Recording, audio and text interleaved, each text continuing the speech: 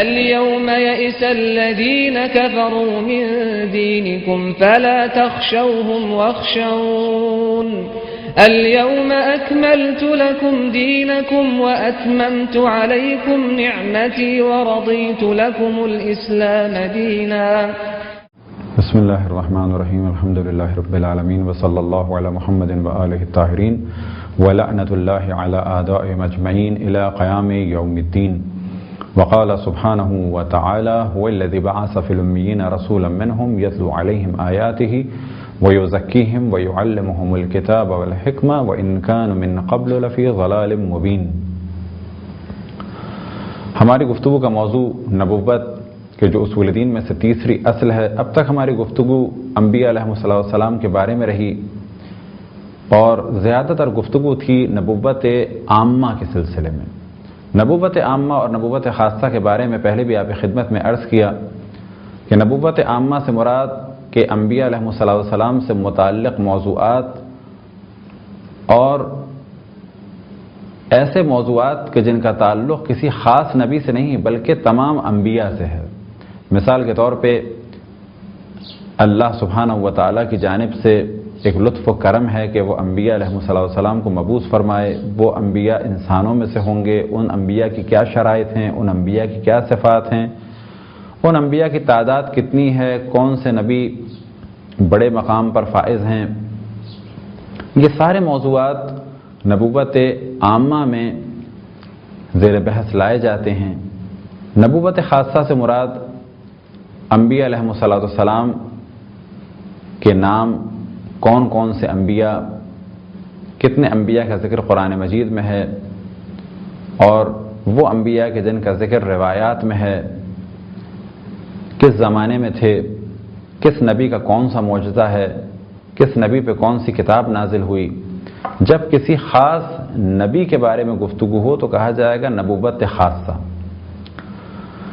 ہمارا یہ عقیدہ ہے کہ تمام انبیاء حضرت آدم سے لے کے حضرت خاتم سے پہلے کہ تمام انبیاء کو ہمیں ماننا ہے. ان پہ جو کتابیں نازل ہوئیں ان پر ایمان رکھنا ہے. جو ان کے معجزات تھے انہیں ماننا ہے. اگر وہ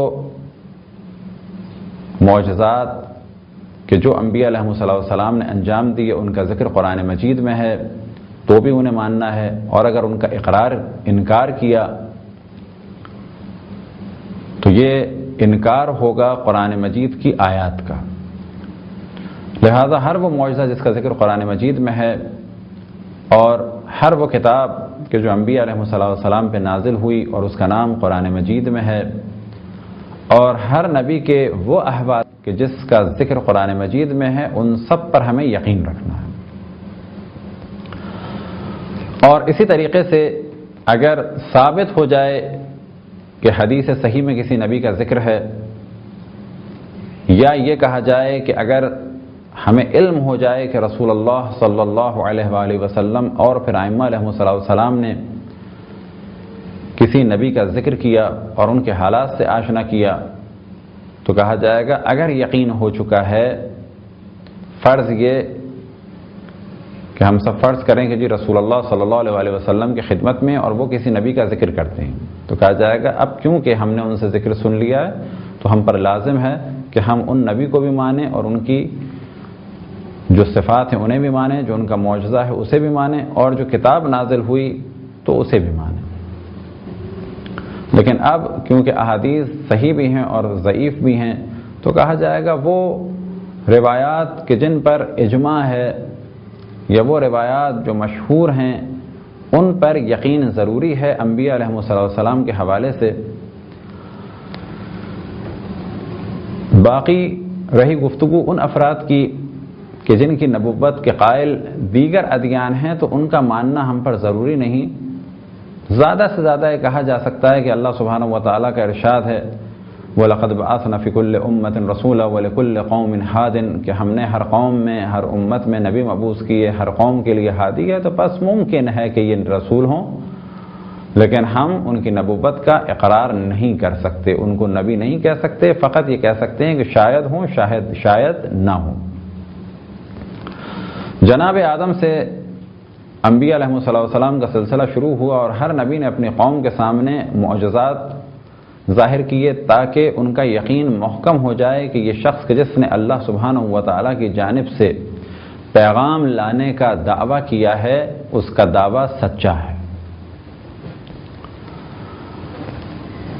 انبیاء علیہ السلام کے معجزات ان کے حالات اور واقعات کو مد نظر رکھتے ہوئے تھے، ان کے زمانے کو مد نظر رکھتے ہوئے تھے۔ پہلے بھی جانب توجہ دلائی، جناب موسیٰ کے دور میں جادو کا زور تھا تو لہذا معجزہ ایسا آیا کہ جو اس زمانے کی سب سے اہم چیز کو یعنی جادو کو باطل کر سکے۔ جناب عیسیٰ کے دور میں طب کا زور تھا، لہذا جناب عیسیٰ کا معجزہ ایسا تھا جو طب کے قوانین کو باطل کر سکے، اور طبیب یہ کہیں کہ جو کچھ انہوں نے کیا ہے وہ طب نہیں کر سکتی، وہ اللہ کی جانب سے۔ رسول اللہ صلی اللہ علیہ وسلم کے دور میں فصاحت و بلاغت تھی، لہذا جو سب سے بڑا معجزہ ہے رسول اللہ صلی اللہ علیہ وسلم کا وہ قرآن مجید ہے، اور یہ وہ معجزہ ہے کہ جس کی آج تک کوئی مثال نہیں لا سکا۔ رسول اللہ صلی اللہ علیہ وسلم کے معجزات بہت سارے ہیں۔ بعض دفعہ لوگوں کے ذہن میں آتا ہے کہ فقط قرآن مجید ہے، ایسا نہیں ہے۔ قرآن مجید ایک ایسا معجزہ ہے کہ جو اب تک جاری ہے، اور اب تک وہ معجزہ ہے، اور اب تک وہ چیلنج کر رہا ہے، اور اب تک لوگوں کی ہدایت اس کے ذریعے سے ہو رہی ہے۔ لہذا اور کتب کو جو دیگر ادیان سے تعلق رکھنے والوں کی ہیں، چاہے وہ اس وقت کی تحریف شدہ تورات ہو یا انجیل ہو یا زبور ہو، یا بعض وہ صحیفے ہوں کہ جن کا دعویٰ کرتے ہیں عیسائی یا یہودی کہ وہ ہمارے پاس ہیں، اگر انہیں دیکھا جائے تو واضح احساس ہوتا ہے کہ یہ وہ کتابیں نہیں ہیں، اور اگر ان کے ساتھ ساتھ قرآن کو دیکھا جائے تو احساس ہوتا ہے کہ واقعاً یہ اللہ سبحانہ و تعالیٰ کا قول ہے۔ قرآن کے معجزات اور عظیم جلوے نگاہوں سے پوشیدہ نہیں۔ قرآن ایک ایسا معجزہ ہے کہ جس کے آج بھی جلوے لوگوں کو عاجز کر رہے ہیں، اور در حقیقت وہ خود ایک مجموعہ ہے معجزات کا۔ ایک جانب فصاحت و بلاغت ہے، تو دوسری جانب وہ تعلیمات ہیں جو رہتی دنیا تک کے لیے بشر کے لیے کافی ہیں۔ ایک جانب آئندہ کی خبریں ہیں، تو سب سے اہم چیز معرفت خداوند تبارک و تعالیٰ کا بہترین خزانہ ہے۔ تو پہلا معجزہ رسول اللہ صلی اللہ علیہ وسلم کا، البتہ پہلے سے مراد کہ جو سب سے بڑا اور اہم معجزہ ہے وہ ہے قرآن مجید۔ معجزے کی تعریف جو ہم نے پہلے بھی بیان کی کہ دعوی نبوت کے بعد ظاہر کیا جائے اور ساتھ ساتھ ظاہر کیا جائے، پہلے دعویٰ ہو اور پھر اس کے اثبات کے لیے معجزہ ہو۔ اس معجزے میں شرط ہے کہ یا ساتھ ہو یا کچھ ہی دیر کے بعد ہو یا کچھ ہی دنوں کے بعد کا ہو سلسلہ۔ مثال کے طور پہ دن میں کوئی کہے کہ شق القمر آپ کریں تو کہا جائے گا ابھی رات کا انتظار کرو، اور اگر کوئی اور چیز طلب کریں تو ممکن ہے کہا جائے گا کہ ابھی کچھ انتظار کرو، ظاہر کرتے ہیں۔ لیکن یہ کہ پہلے معجزہ ہو، پہلے اعلان نبوت ہو، پھر وہ کہے مجھ پہ ایمان لے آؤ، بعد میں معجزہ دکھاؤں گا، تو کہا جائے گا یہ نہیں ہو سکتا۔ پہلے اعلان نبوت، پھر معجزہ، پھر ایمان لایا جائے گا۔ لہذا مختلف معجزات رسول اللہ صلی اللہ علیہ وسلم سے صادر ہوئے کہ جن میں سب سے اہم قرآن مجید، اور قرآن مجید مختلف اعتبار سے، مختلف زاویوں سے ہر دور میں دیکھا گیا، اور ہر شخص نے گواہی دی کہ جب بھی اسے پڑھا تو ایک نئی تازگی ہے، نئے مفاہیم ہیں، ایک نیا جلوہ نظر آتا ہے، ایک نئے طریقے سے اللہ کی معرفت ہوتی ہے، اور ایک عجب سکون ملتا ہے جیسے کہ اللہ سبحانہ و تعالی ہم سے بات کر رہا ہے۔ لہذا قرآن مجید کے معجزات میں سے ایک معجزہ یا قرآن مجید کے لطائف میں سے ایک بہت ہی لطیف نقطہ اور موضوع یہ ہے کہ جب انسان اس کی تلاوت کرے تو ایسا محسوس ہوتا ہے جیسے اللہ سبحانہ و تعالی اس سے بات کر رہا ہے۔ یہ کیفیت اور دیگر کتب میں نہیں۔ قرآن مجید کے موضوع پر انشاءاللہ بعد میں تفصیل سے بات ہوگی اور خداوند تبارک و تعالیٰ نے توفیق عطا فرمائی۔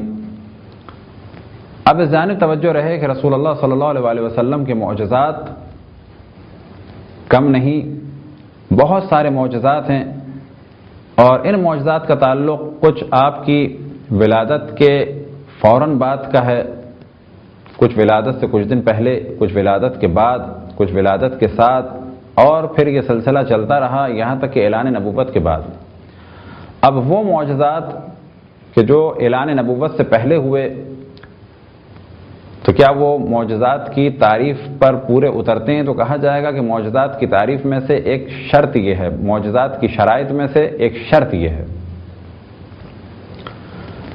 کہ پہلے دعوی نبوت ہو یا دعوی امامت ہو، اس کے اس بات کے لیے ہو۔ تو کہا جاتا ہے کہ اس قسم کے تمام واقعات کو مجازاً معجزہ کہا جا سکتا ہے، البتہ یہاں پر ان واقعات کو معجزہ کہا جا سکتا ہے۔ کیوں؟ کہ یہ تمام واقعات رسول اللہ صلی اللہ علیہ وسلم کی شخصیت کو اور ان کی عظمت کو پہچانوانے کے لیے تھے۔ گو کہ انہوں نے دعوی نبوت نہیں کیا تھا، لیکن ان کی نبوت کی راہ کو ہموار کرنے کے لیے تھے، تاکہ ایسا نہ ہو کہ اچانک لوگ کہیں کہ اس ہستی میں اتنے فضائل ہیں، ہمیں تو نہیں معلوم تھا۔ لہذا ایک جانب رسول اللہ صلی اللہ علیہ وسلم کو کفار عرب اور کفار قریش صادق اور امین کہتے تھے، تو دوسری جانب یہ چیز بھی واضح ہو جائے کہ وہ رسول اللہ صلی اللہ علیہ وسلم کی بہت ساری کرامتوں کو دیکھ چکے تھے، لیکن جب آپ نے اعلان نبوت کیا تو کچھ ایمان لے آئے اور ایک بہت بڑی تعداد مخالف ہو گئی۔ وجہ کیا ہے؟ کہ دنیا کی رغبت اور دنیا کی محبت انسان کو حق پہ چلنے سے روکتی ہے، اور اللہ کی راہ پہ چلنے سے شیطان ان وسوسوں میں مبتلا کرتا ہے کہ انسان صراط مستقیم کو بعض دفعہ پہچان نہیں پاتا، اور بعض دفعہ ایسا بھی ہوتا ہے کہ پہچان لے تو صراط مستقیم پر چل نہیں پاتا۔ بعض دفعہ حق کو پہچاننے سے قاصر ہو جاتا ہے اپنے اعمال کی وجہ سے، اور بعض دفعہ حق کو پہچان کے انکار کر دیتا ہے فوائد دنیا کے لیے۔ تو یہی سب کچھ ہوا رسول اللہ صلی اللہ علیہ وسلم کے پہچاننے میں، کہ لوگوں نے پہچان تو لیا لیکن انکار کیا۔ یہود و نصارہ کی ایک تعداد جو مکے میں آباد تھی، ان کے آباد ہونے کی وجوہات میں سے ایک وجہ یہ بیان کی جاتی ہے کہ مکے اور مدینے میں جو یہود و نصارہ آ کے آباد ہوئے تھے، وہ آباد ہی اسی لیے ہوئے تھے کہ انہیں معلوم تھا کہ یہاں سے ایک نبی مبعوث ہوگا، لہذا وہ یہ چاہتے تھے کہ جب وہ نبی مبعوث ہو تو ہم اس کے ساتھ ہوں، لیکن وہ سمجھتے تھے شاید وہ ہم میں سے ہوگا۔ لیکن جب انہیں احساس ہوا کہ وہ نبی تو مبعوث ہو گیا لیکن وہ ہم میں سے نہیں ہے، خصوصاً عیسائی اور یہودیوں کے لیے خاص موضوع ہے۔ عیسائی اور یہودیوں میں خاص اصطلاح ہے اسحاقی اور اسماعیلی۔ ہمارے عام طور پہ اسماعیلی کہا جاتا ہے پرنس کریم آغا خان کے ماننے والوں کو، لیکن جب یہودی اور عیسائی کہتے ہیں اسماعیلی تو اس سے مراد ہوتی ہے جناب اسماعیل کی نسل سے۔ جناب ابراہیم کے دو فرزند تھے، ایک جناب اسماعیل اور ایک جناب اسحاق۔ جناب اسحاق کے فرزند تھے یعقوب، اور ان کا لقب تھا اسرائیل، اور جو ان کی اولادیں تھیں وہ سب کہلائیں بنی اسرائیل۔ ان کے درمیان ایک خاص تعصب تھا، یہ مقدس سمجھتے تھے اور بلند درجے پر فائز مانتے تھے فقط ان افراد کو جو جناب اسحاق کی اولادوں نسل میں سے ہوں۔ لہذا یہ سمجھتے تھے کہ بہت سارے انبیاء تو جناب اسحاق کی نسل سے آئے، تمام انبیاء بنی اسرائیل جناب اسحاق کی نسل سے تھے۔ اب وہ یہ سمجھتے تھے کہ شاید آخری نبی بھی ہماری ہی قوم یعنی بنی اسرائیل سے ہوگا۔ اب وہ انتظار تو کر رہے تھے آخری نبی کا، لیکن انہیں بہت زیادہ اس وقت صدمہ ہوا جب معلوم ہوا کہ آخری نبی کا تعلق جناب اسحاق کی نسل سے نہیں بلکہ جناب اسماعیل کی نسل سے ہے، وہ اسحاقی نہیں بلکہ اسماعیلی ہیں۔ اب یہ کیفیت ہوئی کہ پہچاننے کے بعد بھی انہوں نے انکار کیا اور مقابلہ کرتے رہے، یہاں تک کہ آج تک عیسائیوں اور یہودیوں کی ایک خاص شدت ہے اسلام کے خلاف۔ اور ان دونوں میں کہا جا سکتا ہے کہ یہودی زیادہ سازش کرتے ہیں، زیادہ شدت سے ہماری مخالفت کرتے ہیں بنسبت عیسائیوں کے، اور اس کا ذکر قرآن مجید میں بھی ہے۔ انشاءاللہ کبھی ان موضوعات کو بعد میں تفصیلاً جداگانہ عرض کیا جائے گا۔ تو رسول اللہ صلی اللہ علیہ وسلم نے مختلف معجزات دکھائے اعلان نبوت کے بعد، اور بعض ان کی کرامتیں تھیں، اور در حقیقت اس کا تعلق بھی اسی عنوان سے ہے کہ رسول اللہ صلی اللہ علیہ وسلم کو پہچانا جائے۔ لہذا یہ پہچان کا سلسلہ آپ کی ولادت کے ساتھ ساتھ بلکہ اس سے بھی پہلے ہوا۔ جناب آمنہ بنت وہب صلوات اللہ وسلم علیہ فرماتی ہیں کہ جب میں حاملہ ہوئی، رسول اللہ صلی اللہ علیہ وسلم میرے شکم میں تھے، تو کبھی مجھے درد کا احساس نہیں ہوا، اور جب مجھے گھبراہٹ ہوئی تو میں نے دیکھا کہ ایک پرندہ آیا کہ جو در حقیقت ایک فرشتہ تھا، اور اس نے آ کے پر میرے سینے پہ پھیرا تو مجھے سکون ہو گیا۔ اسی طرح سے وہ فرماتی ہیں کہ جب ولادت ہونے والی تھی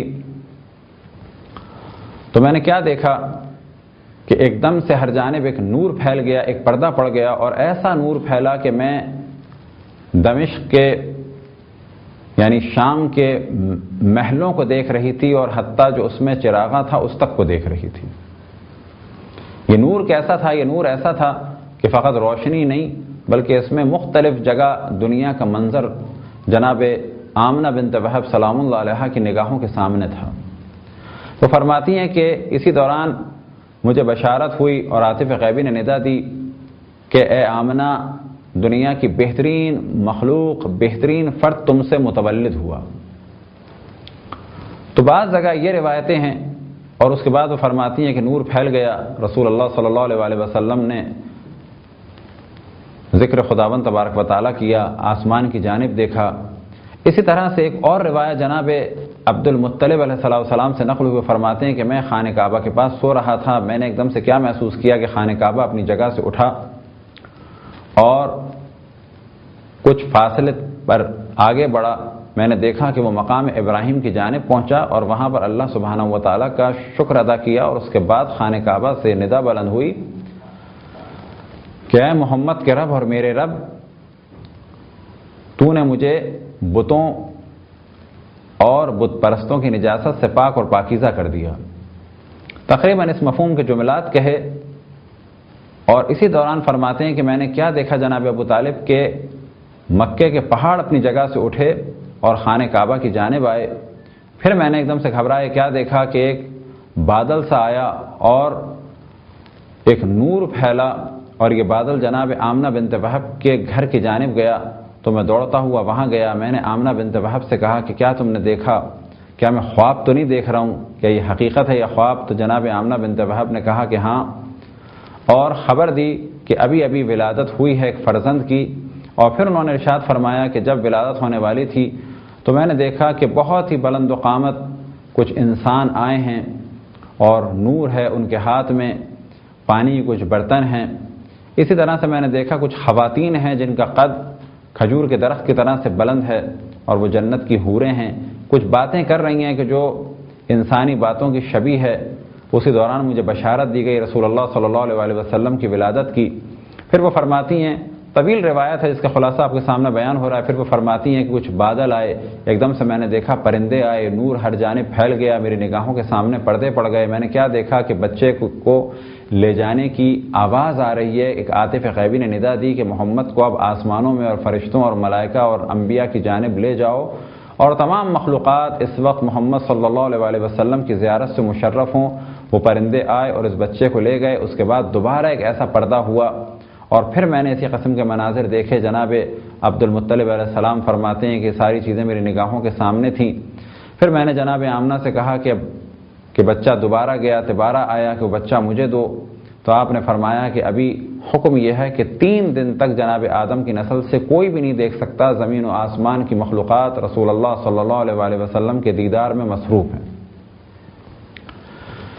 اسی طرح سے اور معجزات کہ جس سے رسول اللہ صلی اللہ علیہ وسلم کو پہچانا جا سکے، جناب حلیمہ سعدیہ کی زبان سے نقل ہوئے، فرماتی ہیں کہ ہمارے علاقے میں قحط پڑا بنی سعد میں، نام تھا ان کا حلیمہ، اور کیونکہ وہ بنی سعد سے تھیں تو وہ منسوب ہیں بنی سعد کی جانب، تو کہا جاتا ہے حلیمہ سعدیہ۔ وہ فرماتی ہیں قحط پڑا تو ہم لوگ اپنے گاؤں سے، اپنے علاقے سے نکل کے مکے آئے کہ شاید یہاں پر کچھ ہمیں مل جائے۔ کچھ خواتین کو کچھ بچے ملے، اور انہوں نے بچوں کی پرورش کی ذمہ داری لی، لیکن مجھے کوئی بچہ نہیں مل پایا۔ بعض خواتین کو علم ہوا تھا کہ ایک بچہ ہے یتیم ہے، لیکن انہوں نے کہا کہ ہمیں اس بچے کے پاس جا کے فائدہ نہیں ہوگا کیونکہ وہ بچہ یتیم ہے۔ اسی دوران مجھے کسی نے ندا دی، اور یہ ندا دینے والے جناب عبد المطلب تھے، اور کہا کہ ایک یتیم بچہ ہے، کیا تمہیں کوئی بچہ ملا پرورش کے لیے؟ تو کہا کہ نہیں، مجھے تو نہیں ملا۔ کہا یہ ایک بچہ ہے، اور بعض خواتین کی رغبت اس کی جانب نہیں ہوئی کیونکہ یتیم ہے، اور وہ یہ سمجھتی ہیں کہ ہم کچھ اسے دے نہیں پائیں گے۔ اسی دوران جناب حلیمہ سعدیہ کہتی ہیں کہ میں جس گدھے پہ آئی تھی وہ گدھا بیمار تھا، اور جو میرے گھر میں اونٹنی تھی وہ دودھ نہیں دیتی تھی، اور میرا دودھ بھی اتنا نہیں تھا کہ حتیٰ میرے بچے کے لیے پورا ہو جائے۔ لیکن جیسے ہی میں نے رسول اللہ کو لیا اور انہوں نے سیدھے پستان کی جانب، دائیں ہاتھ کی پستان کی جانب رغبت کی، تو بائیں سے بھی دودھ جاری ہوا، اور میرے بیٹے نے بھی دل بھر کے دودھ پیا۔ جس گدھے پہ میں بیٹھی تو میں نے کیا محسوس کیا کہ اس گدھے نے بعد میں خداوند تبارک و تعالیٰ کا شکر ادا کیا، سجدہ کیا، اور اقرار کیا اس بات کا کہ کائنات کی بہترین مخلوق مجھ پر سوار ہے۔ اسی طرح سے جب وہ گھر آئے تو گھر آتے ہی کیا دیکھا کہ اونٹنی کے جو دودھ نہیں دیتی تھی اس کے پستانوں سے دودھ جاری ہے۔ ان کے شوہر نے کہا یہ بچہ بہت ہی مبارک ہے۔ بعض واقعات جناب حلیمہ سعدیہ کے بچوں سے نقل ہوئے کہ ایک دن انہوں نے رسول اللہ صلی اللہ علیہ وسلم نے بچوں کے ساتھ جانے کی خواہش ظاہر کی، تو فرماتے ہیں کہ کہیں پہاڑوں نے سلام کیا، کہیں مختلف جانوروں نے سلام کیا۔ اسی طرح سے جناب حلیمہ سعدیہ فرماتی ہیں ایک دن پہاڑ کے پاس سے گزری تو میں نے کیا دیکھا کہ پہاڑ کی غار سے ایک شخص نکلا جو بہت نورانی، اور فرماتا ہے کہ ہم اس بچے کی حفاظت پر مامور ہیں۔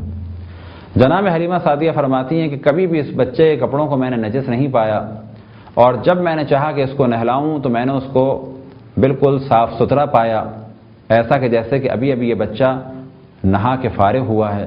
جب میں نے چاہا کہ لباس بدلوں تو کبھی ان کے جسم کو نہیں دیکھ پائی، اور ہمیشہ لباس بدلا ہوا تھا، کبھی مجھے نچلا لباس بدلنے کی ضرورت نہیں ہوئی، کیونکہ ہمیشہ جب میں نے بدلنا چاہا تو اول تو کبھی اس میں کسی قسم کی نجاست نہیں، اور اگر میں نے بدلنا بھی چاہا تو پھر میں نے کیا دیکھا کچھ دیر کے بعد وہ خود بخود بدل گیا۔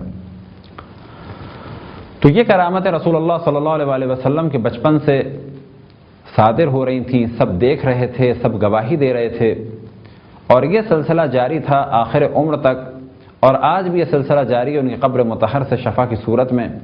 لہذا بعض دفعہ جب لوگ اعتراض کرتے ہیں کہ قبر پہ جانے کا فائدہ کیا ہے، تو ہمیشہ ہم یہ جواب دیتے ہیں کہ در حقیقت یہ قبر ہے رحمت للعالمین کی، اور وہ رحمت اپنے دور میں بھی تھے اور آج بھی ہیں۔ جس طرح سے ہم اللہ کی اور مخلوقات سے فائدہ اٹھاتے ہیں اور ان مخلوقات سے فائدہ اٹھانا شرک نہیں، بالکل ایسے ہی ہم رسول اللہ صلی اللہ علیہ وسلم کہ جن کو اللہ سبحانہ و تعالیٰ نے عالمین کے لیے رحمت قرار دیا، ہم ان سے اسی رحمت کا تقاضا کرتے ہیں کہ جو اللہ سبحانہ و تعالیٰ نے ان کو عطا فرمائی ہے۔ خداوند تبارک و تعالیٰ سے دعا ہے کہ بحق محمد وآل محمد ہم سب کو اپنے رسول، اپنی حجتوں، خصوصاً امام زمان علیہ السلام کی معرفت اور اطاعت کی توفیق عطا فرمائے۔ وصلی اللہ علی محمد وآلہ الطاہرین۔